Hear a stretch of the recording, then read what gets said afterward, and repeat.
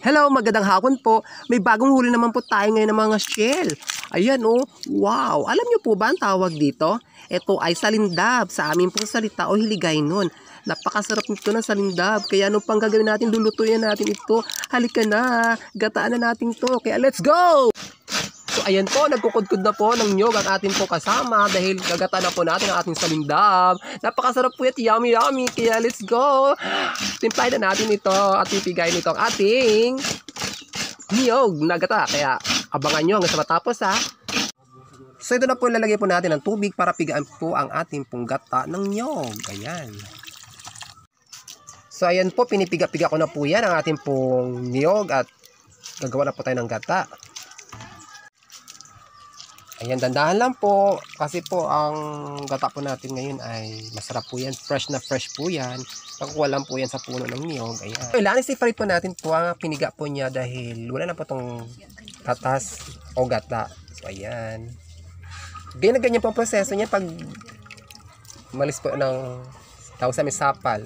Kaya pulp. Separate na po yung pulp o sapal po doon sa pinaka-pure substance po ng coconut or milk coconut. So, ito na po yung pure milk po, coconut.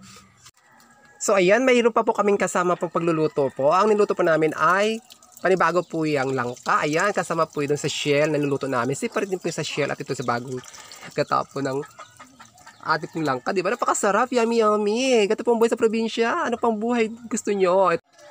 So, ayan, may bawang sibuyas na po tayo. Ihalo po ito natin sa shell. So ayan, nilinisin po natin po ang ating shell dahil po ay marami po itong lumot dahil galing po ito sa karagatan. Ang sibuyan, rumblon, napakadami po nito kaya sipag-sipag lang po tayo sa pagkuha at libre po yan sa atin po sa probinsya. So ayan, nagigib na rin ako ng tubig ngayon dahil sa amin po walang tubig habang nagitay po tayo ng pagkain po doon na niluto po. So ayan, nagigib na talaga ako. Ayan, ayan. Kita nyo naman, oh, puno na. So ayan, habang tayo nag-aantay po natin pagluluto po, kumuha po tayo ngayon ng buko po para po mayroon po tayong dessert, di ba? O ayan, oh. Kadami niya, no? Ang pinagmamasdan ko itong buko o ang bao, eh para itong nakakaawa naman, parang umiiyak, parang itong itsura ng aso na si Brownie, oh.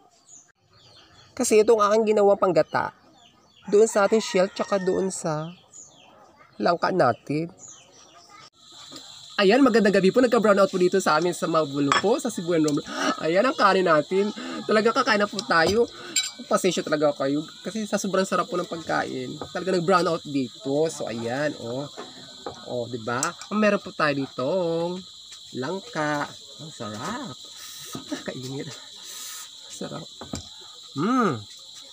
Sarap. Dagdagan pa natin.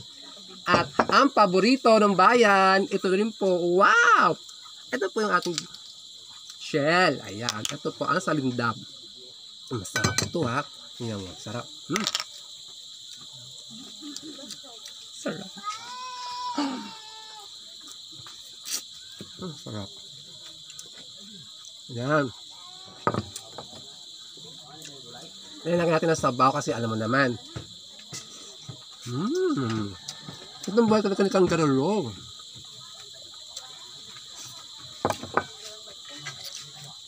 So, ayan o. Diba?